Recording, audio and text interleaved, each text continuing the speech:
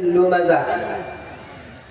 وقال النبي صلى الله عليه وسلم: آية المنافق ثلاث: وإن صلى وصام وزعم أنه مسلم، وإذا حدث كذب، وإذا عهد غدر، وإذا اؤتمن خان।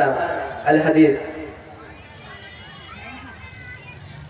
আজকের এই মহতি সভার শ্রদ্ধাস্পদ সভাপতি মহাশয়,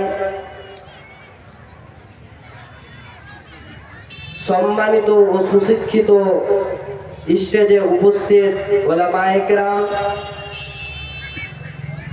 এবং আগত ও আহত চরম ভক্তিভাজন মেহমানগণ ও সুধী বন্ধুগণ, আমি আপনাদের সম্মুখে একটি কোরআন থেকে আয়াত তেলাওয়াত করেছি এবং একটি হাদিস পরিবেশন করেছি। এই তেলাওয়াতকৃত আয়াত এবং হাদিসকে সামনে রেখে আমি সংক্ষিপ্তকারে কিছু আলোচনা করব ইনশাআল্লাহ। ওমা তৌফিকি ইল্লা বিল্লাহ। সম্মানিত সুধী,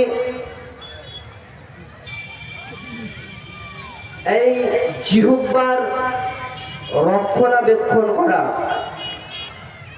অর্থাৎ জুবানের হেফাজত করা, যেই জুবানকে আমরা খুবই ছোট বা মামুলি মনে করি, কিন্তু এই জিহ্বা এমন একটি জিনিস যেই জিহ্বা বা জুবান মানুষকে জাহান্নামের দিকে ঠেলে দেয়। যেই জিহ্বা একটি ভালো সংসারকে একেবারে ভেঙে চুরে বরবাদ করে দেয়।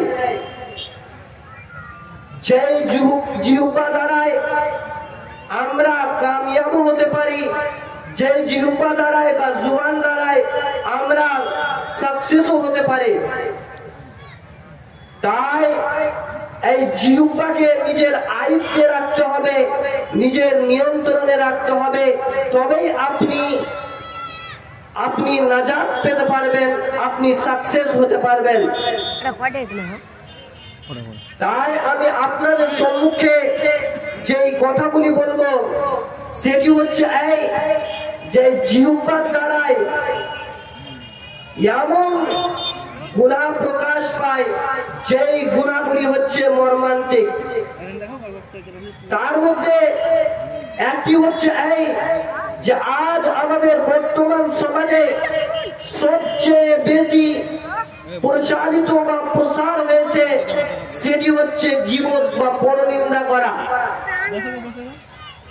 ব্রাদারানে ইসলাম, আজ আমরা বেশি বেশি লোকেদের পরনিন্দা করে থাকি বা গীবত করে থাকি, যেটি হচ্ছে নিজের জীবন দ্বারাই যেটা প্রকাশ পাচ্ছে। তাই আল্লাহ রাব্বুল আলামিন কোরআনে কারীমের মধ্যে বলেছেন, ওয়ালা ইয়াগতাব বা'দুকুম বা'দা, তোমরা একে অপরের পরনিন্দা করো না। আইয়ুহিব্বু আহাদুকুম আইয়াকুলা লাহমা আখিহি মাইতান ফাকারিহতুমুহু, তোমাদের মধ্যে কি কেউ পছন্দ করে যে একটি মৃত্যু ভাইয়ের গোশকে? তাহলে তোমরা অবশ্যই সেটাকে তোমরা না পছন্দ করবে, অপছন্দ করবে।